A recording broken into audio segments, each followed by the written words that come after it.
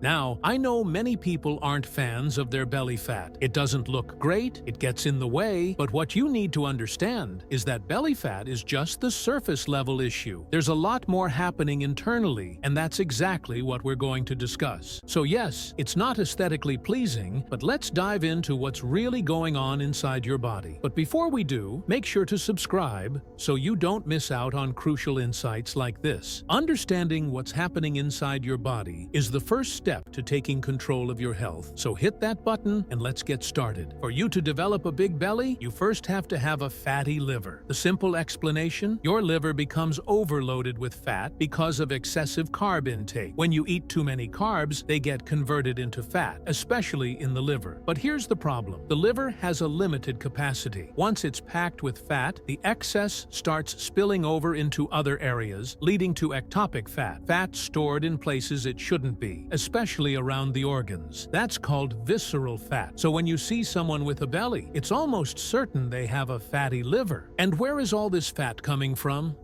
A high-carb diet combined with frequent meals. When someone eats 3 meals a day plus snacks, insulin levels stay high. Insulin is the storage hormone, and one of its jobs is to take those carbs and convert them into fat, storing it in the liver and around the organs. Now, what most people notice is just the belly. They don't immediately connect it to other health issues. Their blood sugar might even seem normal at first. Why?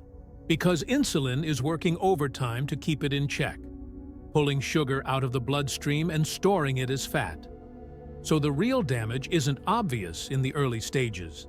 High blood sugar might not show up for years, even decades. And insulin levels? Doctors don't typically test for that. If they did, they'd likely find it's through the roof.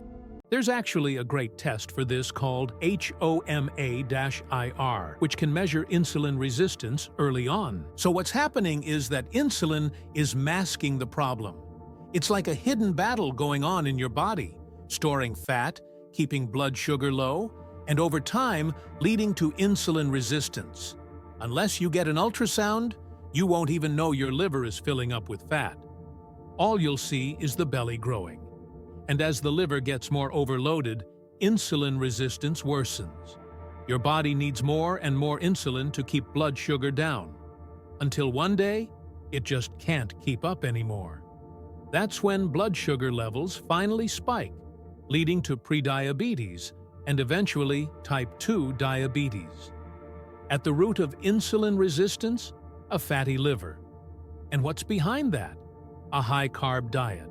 But most people don't connect the dots between insulin resistance and other symptoms, like constant fatigue, frequent nighttime urination, sleep apnea, a weakened immune system, joint inflammation, arthritis, sugar cravings, and metabolic syndrome, which includes high blood pressure, heart disease, fatty liver, and type 2 diabetes.